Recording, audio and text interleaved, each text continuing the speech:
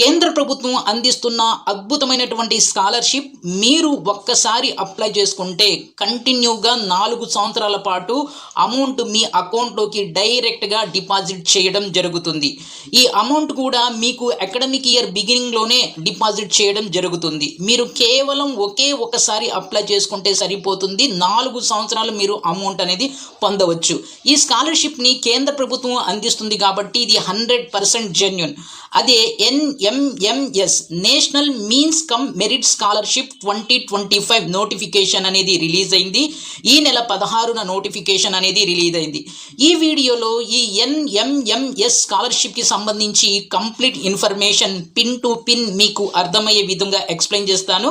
అంటే కావలసినటువంటి ఎలిజిబిలిటీ ఏంటి, ఇన్కమ్ క్రైటీరియా ఏంటి, సో లాస్ట్ డేట్ ఏంటి, అప్లై చేసుకోవటే ప్రాసెస్ ఏంటి, ఏ డాక్యుమెంట్స్ కావాలి, కంప్లీట్గా మిగిలినటువంటి విషయాలన్నీ కవర్ చేస్తూ వీడియోని మీకు అందిస్తాను. మీరు చేయాల్సిందంటే ఏంటంటే వీడియో చివరి వరకు చూడండి. ఎలా అప్లై చేసుకోవాలో కూడా మీకు చెప్తాను కాబట్టి. అంతేకాకుండా డిస్క్రిప్షన్లో మీకు అప్లై చేసుకోవడానికి లింక్ అనేది ప్రొవైడ్ చేస్తాను.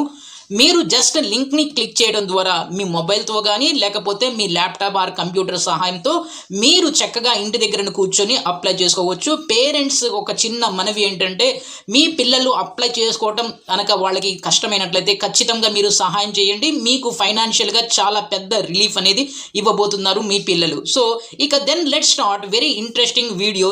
NMMS నోటిఫికేషన్ 2025 ఈ national means cum merit scholarship అనేది పూర్తిగా కేంద్ర ప్రభుత్వం అందిస్తున్న స్కాలర్షిప్ కాబట్టి ఒక్కసారి గనక మనం అప్లై చేసుకొని సెలెక్ట్ అయినట్లయితే ఎలాంటి ప్రాబ్లం లేకుండా ఎవ్రీ ఇయర్ కూడా అమౌంట్ ఏదైతే ఉంటుందో మన అకౌంట్లోకి డైరెక్ట్గా డిపాజిట్ అవుతుంది.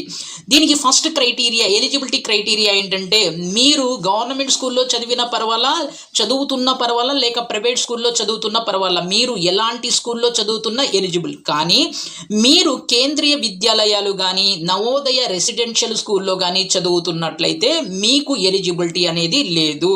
సో అంతేకాకుండా ఈ రెండు రకాల స్కూల్స్లో మీరు చదువుతుంటే మీకు ఎలిజిబిలిటీ అనేది లేదు. ఈ సంవత్సరం నుంచి పూర్తిగా ఆన్లైన్ విధానంలో అప్లై చేసుకోవాల్సి ఉంటుంది. అది వరకు ఆఫ్లైన్ కూడా ఉండేది. ఈ సంవత్సరం నుంచి పూర్తిగా ఆఫ్లైన్ విధానాన్ని ఆపేశారు. పూర్తిగా ఆన్లైన్లోనే మనం అప్లై చేసుకోవాలి. ఇక నెక్స్ట్ క్రైటీరియా ఫర్ అప్లికేషన్ ఏంటంటే విద్యార్థి ప్రస్తుతం 8వ తరగతి చదువుతూ ఉండాలి.